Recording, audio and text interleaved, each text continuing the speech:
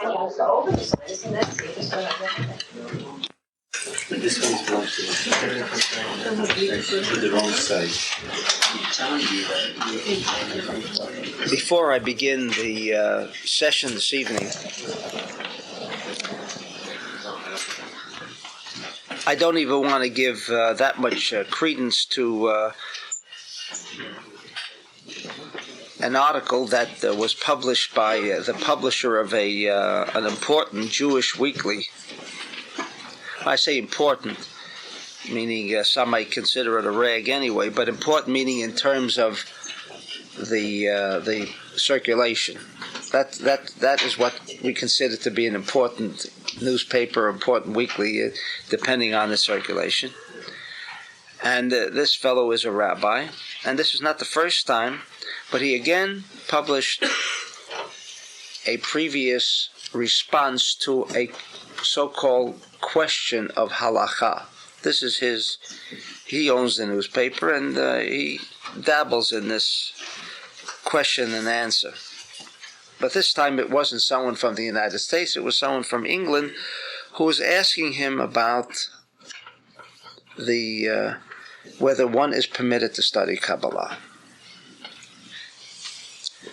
And if I have ever seen a distorted, corrupt article written, meaning the man has literally omitted, failed to mention important sages, and goes on to a tirade about how the Kabbalah wasn't written by Rabbi Shimon Bar Yochai, and almost attacks Moses de Leon, who is recognized and was recognized as a leading Kabbalist of Spanish Spain. But of course that's one of the problems, because he's obviously a Sephardi. And goes on to say how, and this is his conclusion, the real reason for not studying Kabbalah, because in the Lithuanian yeshivot, you see, they didn't learn Kabbalah. And therefore, he recommends that you learn only Talmud. And that's, but it's a long article. And we discussed it this morning whether we should respond, and I'm not going to respond, because it would only, when you respond to something of a negative nature, sometimes you add more energy to the individual or the article and so forth and so on. But we must be doing something right if there is today a necessity of solving the Jewish problem, and that would mean if we all stopped learning Kabbalah, I guess the problems in Israel would disappear, and assimilation would all the problems would disappear if we only stopped learning Kabbalah. Right? This seems to be of such paramount importance as to whether we are permitted or not permitted, and he completely fails to recognize the leading Kabbalists who wrote, amongst them the Ari, who wrote that Rabbi Shimon Bar Yochai wrote it. And he goes on to explain how it's such a corruption. And I would say that his information came right out of a book, which I won't mention, but out of a book where this man was a total atheist and did research on Kabbalah, and you might say he almost wrote verse for verse. Now this is an Orthodox rabbi, and this is the age that we're living. So much misinformation, where people want to know, and at every point the doors are being closed. You're not worthy, and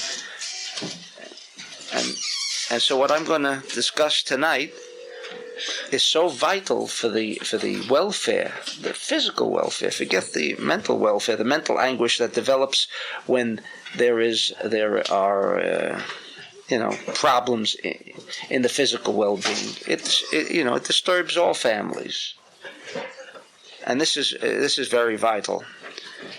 And to even begin by, I guess, being a radical, because it's the only way I had found in 25 years, the way you shake up the establishment is by being radical. If you're going to be nice with everybody, you don't get very far.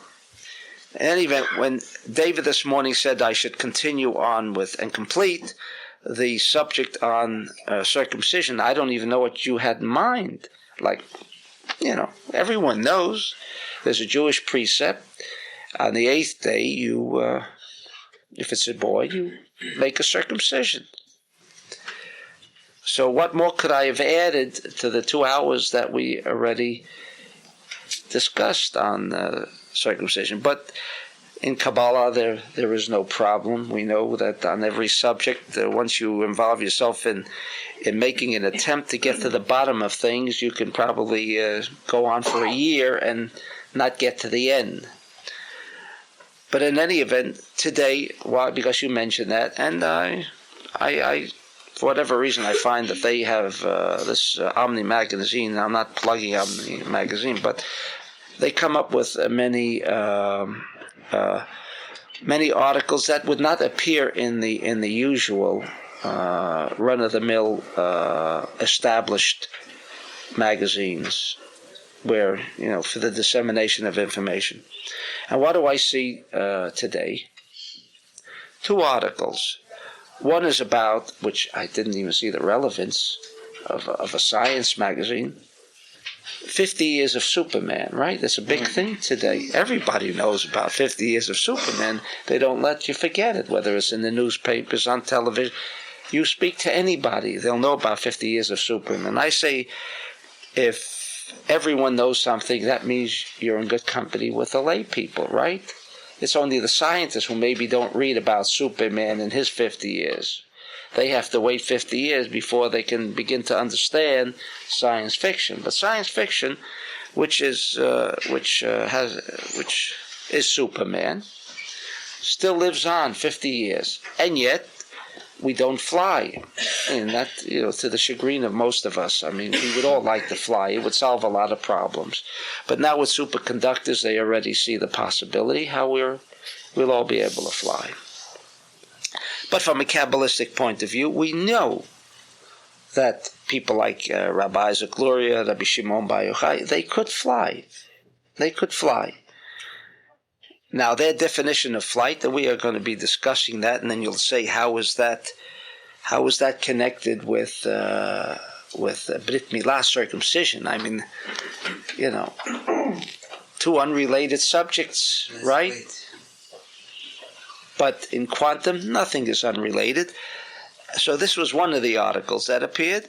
And the second article, again, a man who the establishment plays down, and but they pick up these little things. And the article, in fact, it's not really an article, but it's a couple of words about this scientist who's a urologist at one of the California universities, and I'll just say what he wants to, the important factor that he brings out here. He stirred up a controversy by maintaining that some protection may be conferred by another ancient strategy towards the problem of AIDS by removal of the foreskin, as in circumcision. So here we have a little article on AIDS. Of course, nobody is agreeing with him. However, and this is what disturbs you, when he says that a dozen scientific studies have shown that such venereal diseases as syphilis, herpes, and genital warts are significantly more common in men who have not been circumcised. So there are dozens of scientific tests. And as far as Fink is concerned, infecting organisms include the virus that causes AIDS. He wrote this, and it appeared in the New England Journal of Medicine, right? Because, and it created a furor. Nobody can see what is the relationship between circumcision and venereal disease. But he says there's no question in my mind that venereal diseases are less common in circumcised men. And because AIDS is now a very serious hazard, meaning if we all want to believe what these two people, the latest report, there are 5 million people infected with AIDS. And when you talk about 5 million people infected with AIDS, you are now discussing a problem that is catastrophic, because 5 million can affect 25 million. 25 million, it's a plague. It is a plague. And while we don't, meaning our fathers and grandfathers don't remember the Black Plague, but it wiped out 1/3 of the population of Europe. I didn't know that, but I made a little study on it. 1/3 of the population. On top of that, AIDS, it can exist within the human system 15 years before it's even, before it becomes obvious. So I understand why some rabbis would prefer keeping Kabbalistic discussions of, let's say, circumcision under the rug. It's because it's for the benefit of the welfare of people. And this has been the problem of religion, and this has been my fight for 25 years, that the people should know. People should know. I mean, what would happen if they knew? What would happen if people knew? If people were more informed? What would happen? What has happened with more information? A better informed individual is one who can protect himself, can at least know, and not suddenly be hit with things and so forth. So these two articles appeared in Omni, and then I realized that it was essential that we make an attempt to understand what circumcision is really all about. While we touched it, I won't say superficially, in the first 2 hours of our last session, now I want to cover, I think I can cover almost all of the essential factors that deal with Brit Milah, and at least for the future, how from the Zohar, and it's not even that much that I am making this kind of relationship between AIDS and other venereal diseases and circumcision. But it's almost obvious from the Torah itself. Now, we are under the impression that circumcision is mentioned in one or two places in the Torah as a precept. As a precept. And it also appears that there is no obvious information or more information concerning the precept other than on the 8th day perform the precept. But there is a section in the Zohar which is so revolutionary, it's mind-boggling, and mentions and states that circumcision and the secrets surrounding circumcision are to be found in creation. Now, if anyone reading through the 6 days of creation or 7 days of creation couldn't, for the love of him or her, find any mention of circumcision, it just doesn't exist. There is no mention. All we have there is the creation of the universe, including its inhabitants. So I want to, first of all, begin with the reading of the Zohar, which is essential, so it raises our level of consciousness. In the volume number 1 of the new edition of the Zohar, on page Resh Tet, which is 209. And there the Zohar says, a mitzvah hashviyit, because he's discussing not all the precepts of the Torah. He chose 14. Now there are 613. He chose only 14. But 1 4. Only 14. Now what about the others? But it becomes quite obvious that when the Rabbi Shimon chose these 14, he realized that these 14 would be the basis of information for all of the other 613. One of these is lihimol lishmonet yamim, to circumcise on the 8th day, ulahavir zuhumat harla, and to remove the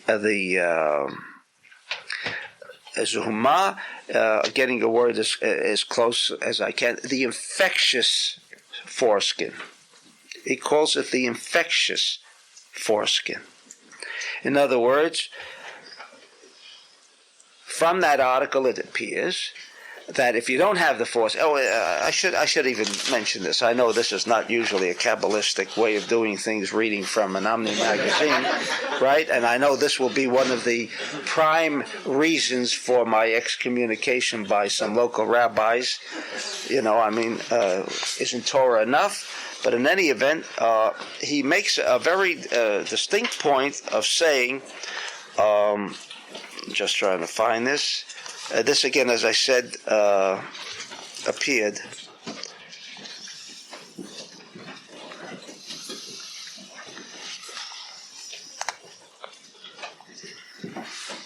It's a small article. This, says Fink, is because the mucosal lining inside the foreskin is vulnerable to abrasions, so that any kind of infecting organism can get into it very easily. In other words, because it's abrasive, in case you want to connect two things, if it's not a smooth surface, things hold each other a lot better, right? And because it's very abrasive, his definition, of course he's not asking why it's abrasive, right? That's not for a scientist to ask why it is. And also, he is giving us a symptom. He is telling us that because it's abrasive, therefore, the lining is abrasive, therefore, infections can easily latch on to this part, as if the skin of, not all of us have baby skin, right?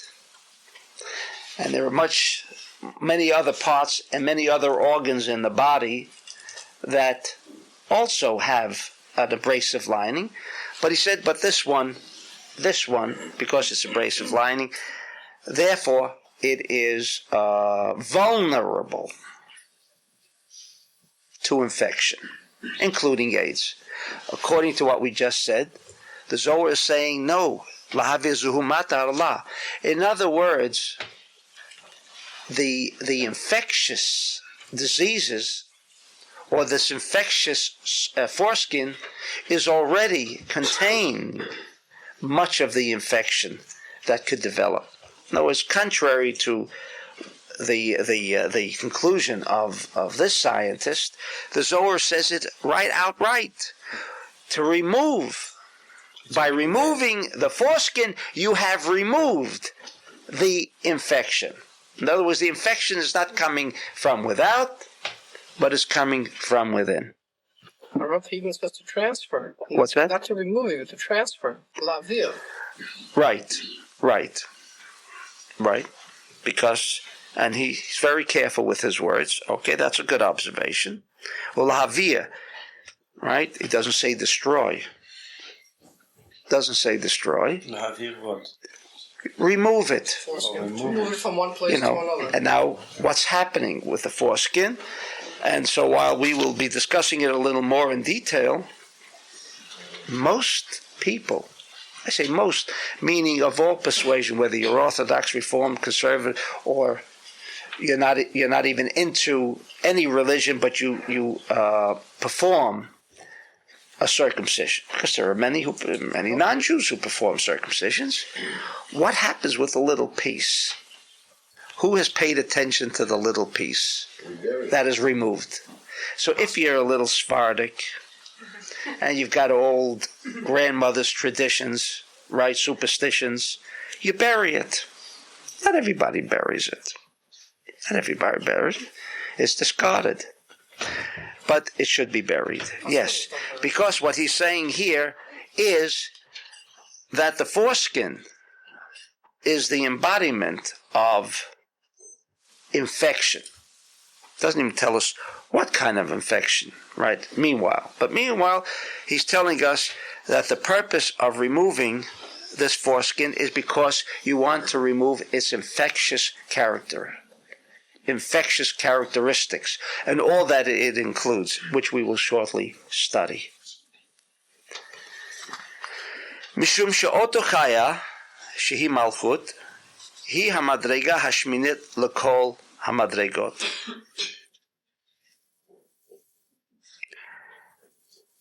This living organism, chaya, means something living. That's the literal translation of the word.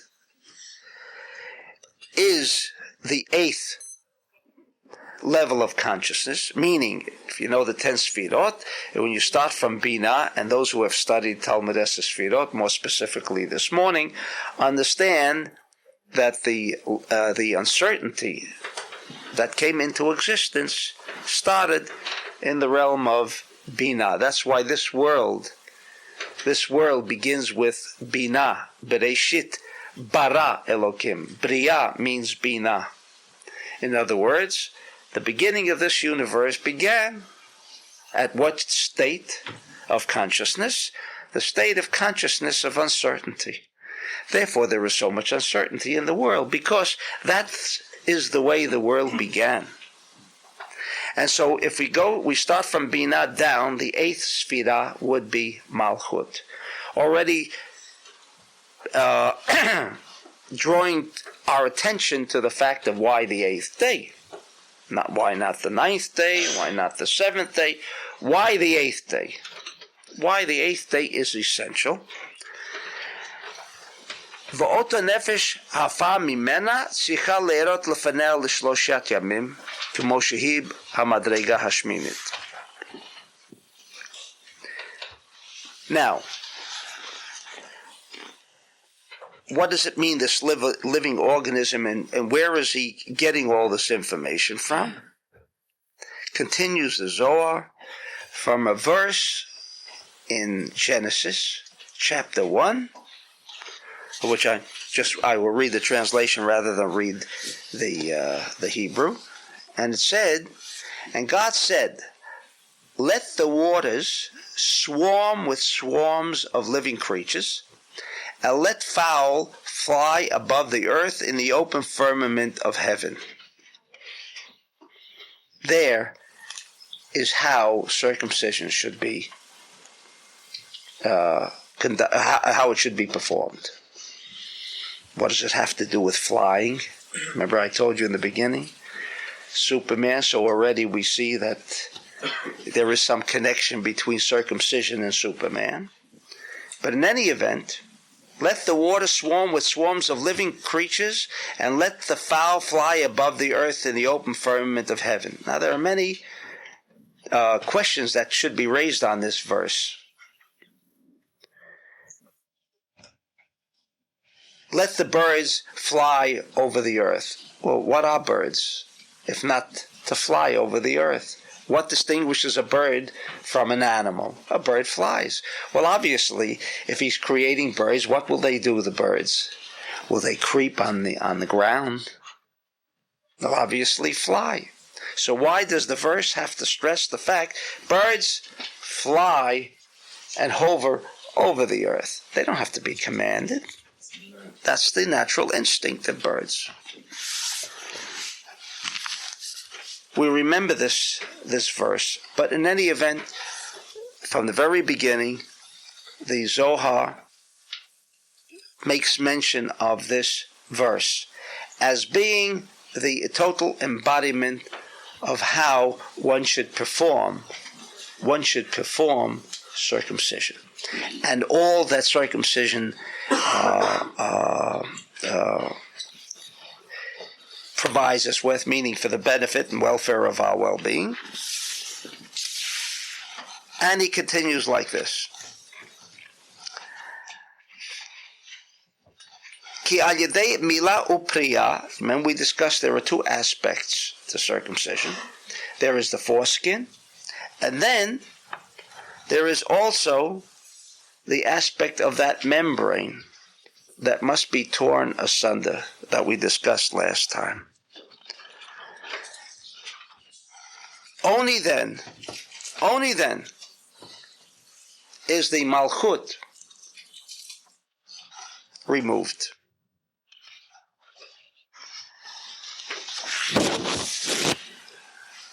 And when it says va'of yofef al haaretz, and when it says that the birds will fly on the earth, it is talking about birds, but also, says the Zohar, and this is the incredible Zohar, Zehu Eliyahu. This word, va'of yofef, of includes birds. Of does not and is not limited to the concept of birds, but of means anything that can fly, including the human being. And more specifically, of here is referring to Eliyahu. Ha'af kolu olam ba'arba afifot. This is the Zohar I'm quoting. Who travels the entire world, who flies, I should say. Af is the word for flying. Ba'arba afifot. And we know that Eliyahu somehow is connected to the precept of circumcision, while I would say safely 99 and 9/10% of Jews do not know the real purpose of why Eliyahu was there, because we're going to ask several questions, and the lay people now will ask very demoralizing questions of the rabbis concerning the linkage between Elijah and the circumcision precept. And he travels with 4 aspects of flight. Kidei liot sham ba'ot brit milah hakdosha. In order for him to be present in all of the Brit, there can be a Brit in Hong Kong, there could be a circumcision in Los Angeles, one in New York, one in Toronto.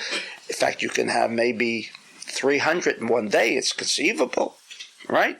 And he's going to be present at all of them. He has to be present at all of them. But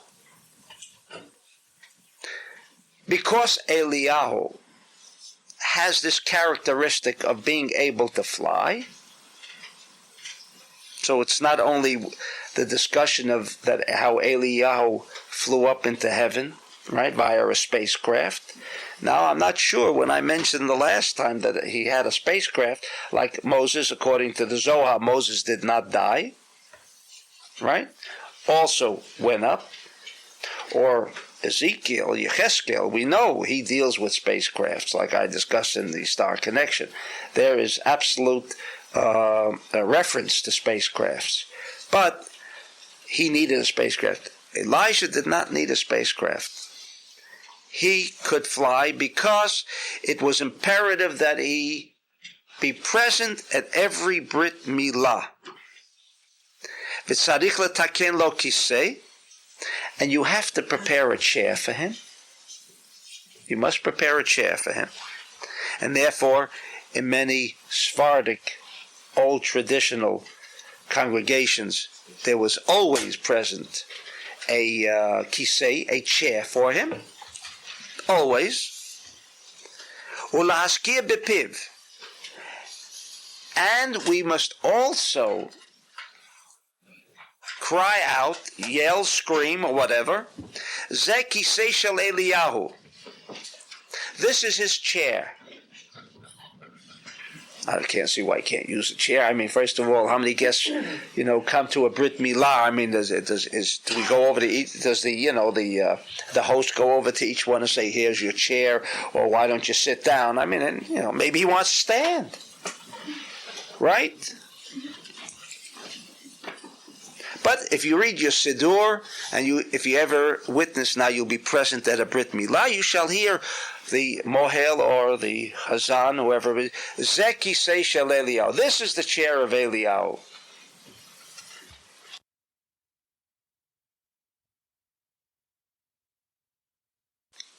The Imlo, if you don't say this is his chair, Eino Shoresham, he's not going to be present.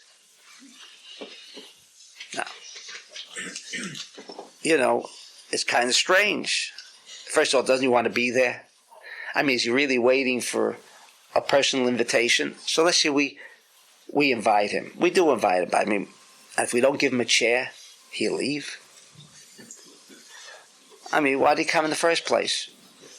According to the Zohar that we shall shortly read, he was obligated to come. He was obligated to come. Why was he obligated to come?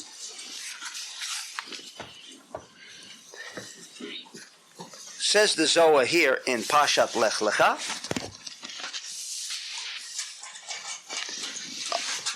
in our edition 129 or Kuf Kaf Tet, Ot, the letter is Shin Pei Chet, 388. More. It says in Kings 1, there are two books to Kings, chapter 19 and verse 9, right? Verse 9, okay? And I will quote, very small writing, and this is a discussion concerning Elijah, and it says, and he came thither unto the cave, and lodged there. And behold, the word of the Lord come to him, and he said unto him, what doest thou here, Elijah? What are you doing here? And Elijah answers, I have been very jealous for the Lord God of hosts, for the children of Israel have forsaken thy covenant. I'm over here because the children of Israel have forsaken the covenant, thrown down thy altars, and so forth and so on. They are sinful people. And because Elijah told the truth about how sinful the Jews were, and they were not performing circumcisions, right? Because of that, God said, Upume da'asid Yisrael azvu, hu yasid Yisrael mekaimim haikaima. For the mouth that uttered those words that the Israelites have abandoned their faith, that same mouth must now be present every time when there will be a circumcision to say, you see, Jews are performing the precept. Not they are abandoning the precept, but are performing the precept. Should have kept his mouth shut. What's that? He should have kept his mouth shut, right? Okay, this is the Zohar. Now, why was he punished? Because he had made these derogatory statements concerning the children of Israel. And continues here, Rabbi Ashlag with his commentary. It's almost impossible to understand this entire dialogue between God and Elijah. If he was supposed to come because he had, let's say, spread false and libel information, or it was true, but it was damaging evidence concerning the children of Israel, and therefore he has to come. Are we discussing Elijah the prophet? And now he's being punished? First of all, he told the truth. And secondly, why should he be punished? And is it a punishment? Are we to understand that he was punished and that he must attend every circumcision? Not only that, and if we don't pronounce the word Zeki Sei Eliyahu, that he won't come, but didn't we just get through saying he's obligated to come? So what's the difference if someone will announce this is Kisei Eliyahu or not? And furthermore, why do we need Elijah to come and tell us that, you see, the Jews are performing the precept of Brit Milah? Doesn't everybody see it? What would happen if Elijah doesn't say, you see, everybody, this man is performing the precept? What do you mean?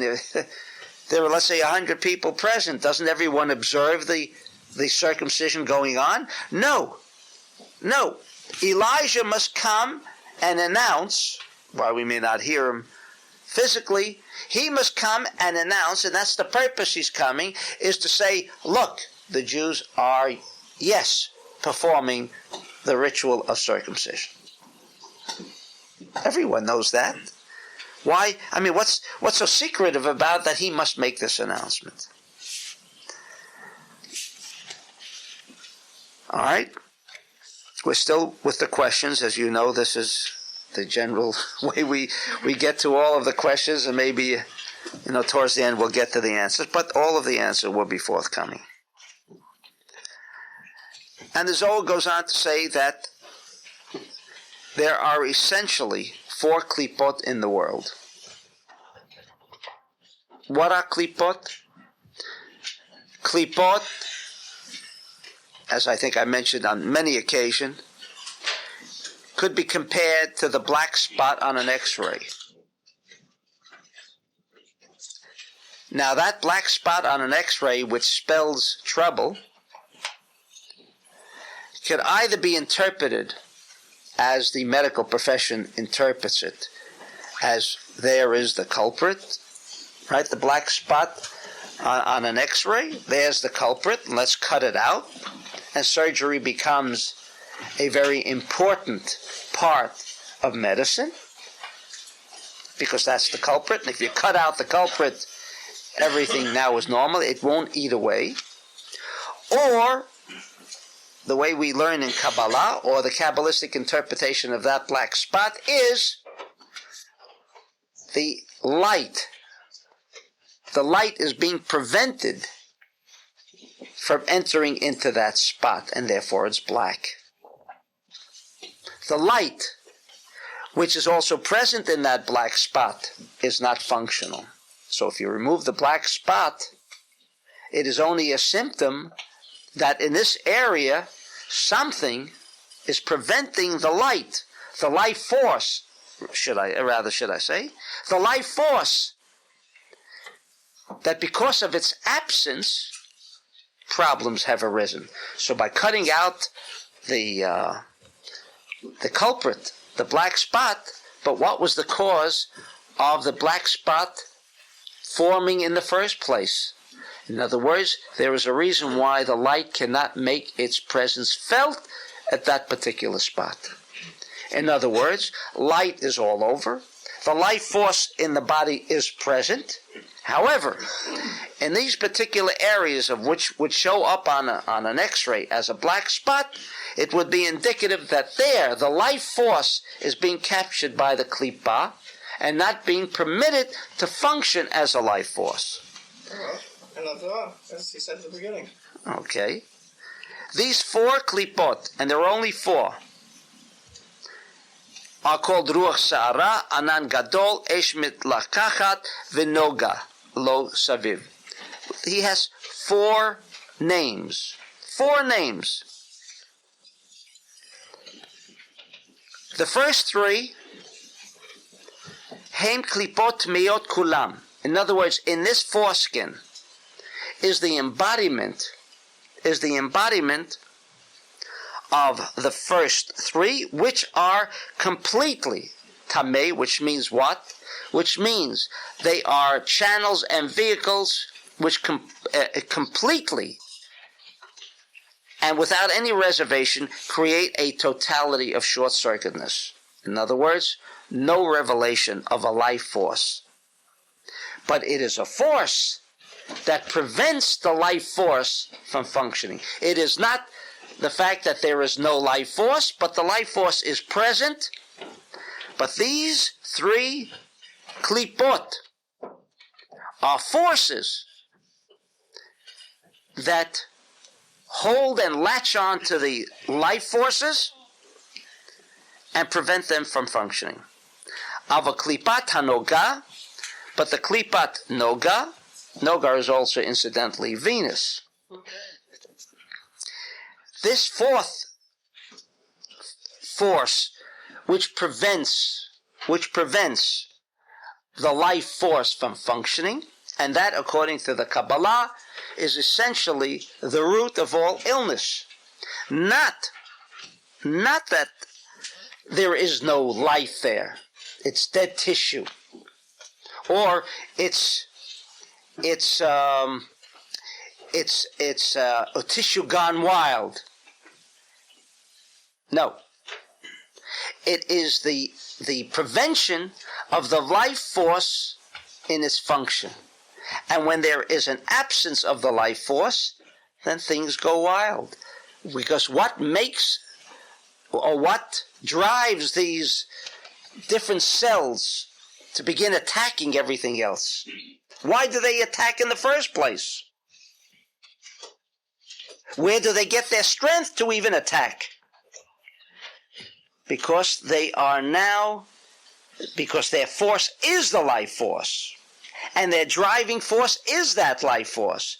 However, that life force which maintains balance, as we know it, as the Order Ein Sof, which does all its healing and places everything in a balanced stature, is being prevented from creating balance. And because it is prevented from creating what we call certainty, what we call balance, they are taking this very same life force, and because there is no balance, the opposite prevails, the imbalance. And therefore, these forces, these tissues, these cells begin to attack. Because what does it mean they are attacking? They want to swallow up. This is the function of a klipa, to absorb as much of the life force called Ein Sof as possible. That is their function. So when they're eating up good tissue, what do you mean they're eating up good tissue? Because this is what they thrive on. They thrive on because their strength depends on the amount of life force that they can capture, so to speak, and this is the expression of the soul, that they can capture. And so this drive to move out and spread is only because the klipa has only one function, to capture as much of the life force, because this is their only life force. They have no life force, in fact, of their own. No life force of their own. It is only the life force that they can capture. A war. Don't call it a Star Wars, you call it a tissue war or a cell war. Whatever it is a war. Because here the klipa, which is the enemy, has no life of its own. No life of its own. Only that which it can capture and kind of place a stranglehold. Where did it even come from? We'll shortly discuss where that came from. Where did this whole idea originate from? Well, doesn't everything in this universe of ours, in the physical world, need to nourish on something else? If we don't eat and get life force through that, we can't survive. But no. There's time in between, though, to survive. Because a person that is born, have to kill in order to survive. The klipa has to kill in order to survive. The klipa, not putting it that bluntly, but the klipa can be overwhelmed by the life force. If there is more life force than the klipa, they're overwhelmed. Then their only basis for a continued existence is what? To capture, not to kill, but they don't want to kill, to capture. But they're killing. As much. They are not killing anything. The symptom appears that they have killed off the life force. The life force is there, except it's black. What does it mean it's black? At that place, the life force cannot function the way it was destined to function. To weaken, not to... Well, not even to weaken. And how to you to prevent? Back to the bottom line, restriction. He doesn't come to the morning classes anymore. You see people that do restriction and they do everything that the Kabbalistic or the religion, that they still have that black spot. Is that mean that every person that is studying and gets these energy does not get? Is that what you're saying? Yes. And What do you say? Now, you say you study Kabbalah. There are people who can study Kabbalah for 40 years and yet not practice the teachings of Kabbalah. Now, there is the study of Kabbalah and there is the living of Kabbalah. One can almost be totally divorced from each other. So, living Kabbalah, living with restriction, yes. Yes. All right? So there are these three life forces, and then there is what we call the Noga. What is Noga? Nogar is also the word for Venus. Now we know that the planet Venus has a very peculiar characteristic. It almost looks like it's going in the opposite direction of all of the other planets. From that will be discussed in a new book coming out. But what I want to mention here for Noga is that it's like, the Taurus. Everything is good. At the same time, it's not so good. But he lives with everything that's not so good. He can embody both. Most people in the world, or most signs of the world, wanted good. The Taurus, because of all of its cosmic impressions, he could live with the worst situation and it's also good.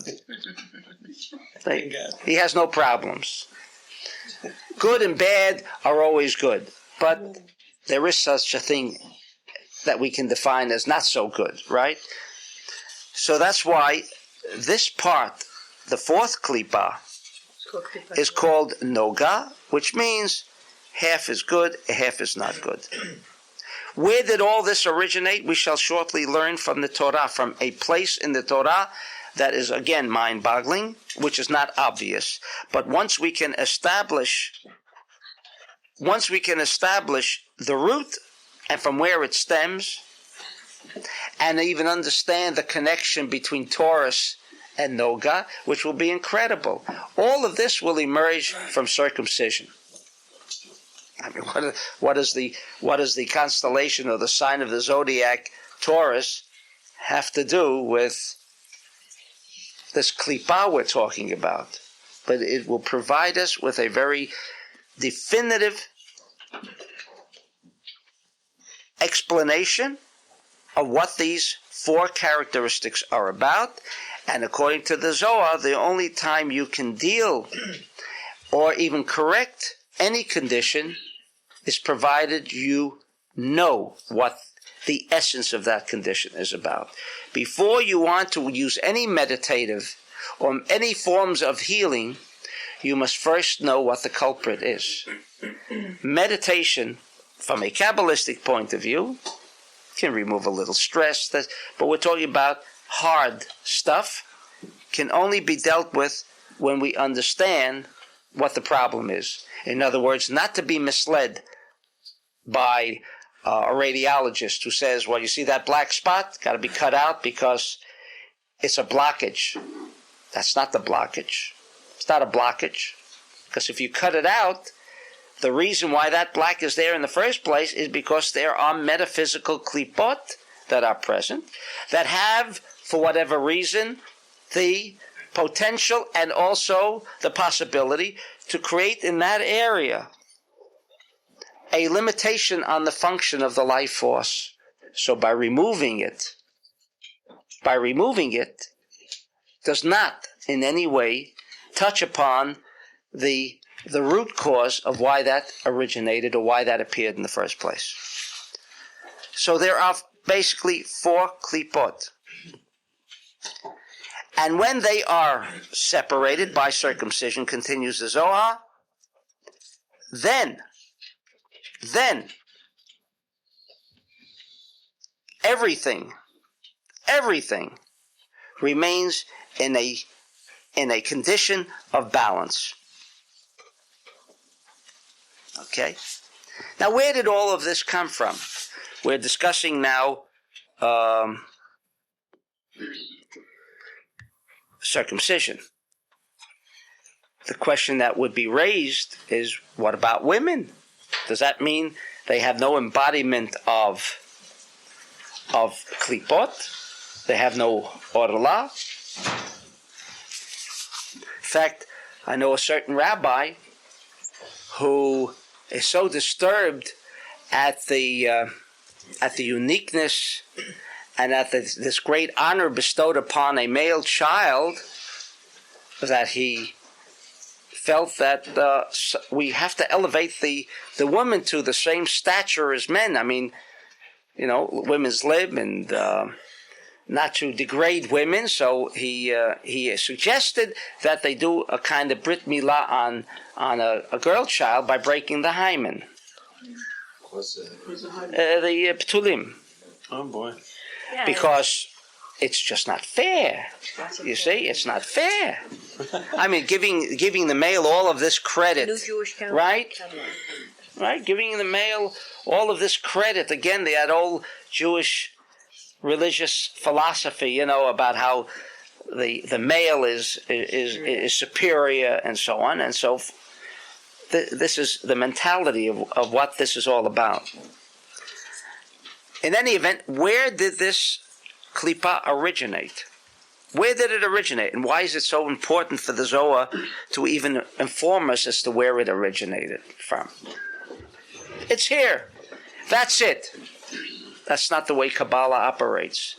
If you can get to the root of things, it is only then that you can meditate on its origin. And he continues by saying that Adam Arishon nolad mahol.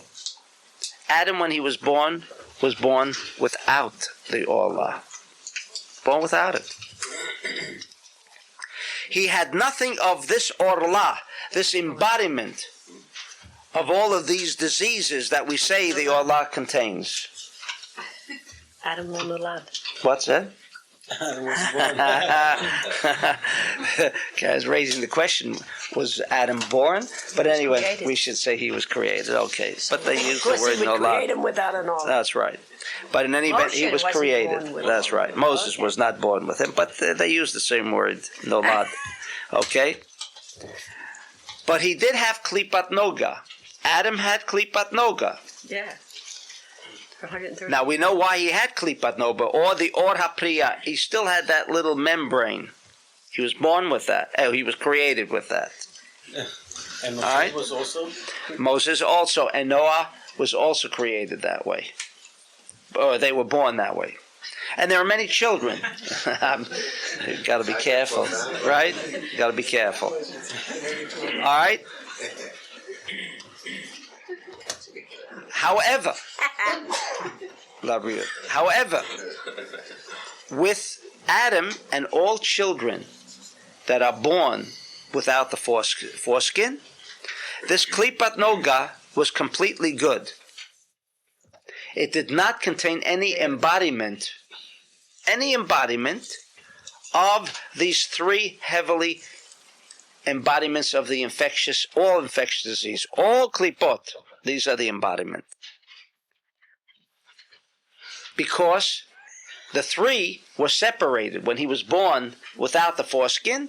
This klipat noga did not have any impressions of the klipat noga, and it was only through the sin of eating of the tree of knowledge, which the tree of knowledge contained all of the embodiment of Ra, of what we call organisms, viruses, bacteria, whatever you want to call them, were all included within the tree of knowledge.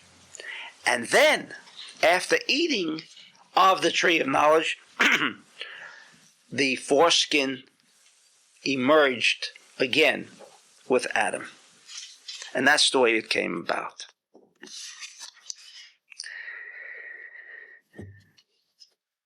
And therefore continues the Zohar in a section in Exodus, which of course today is of absolutely no significance,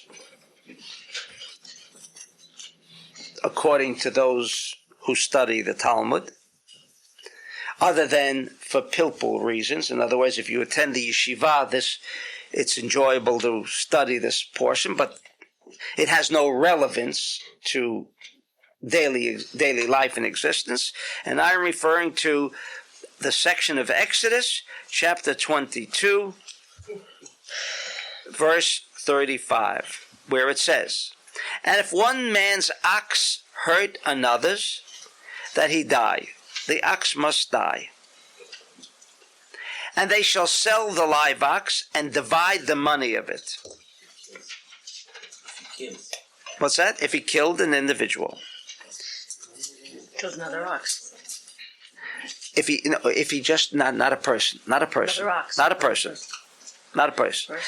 Shosh nagach ish et shore'ehu. Here we are not speaking about people. Here, one ox gored another ox. And killed the other ox.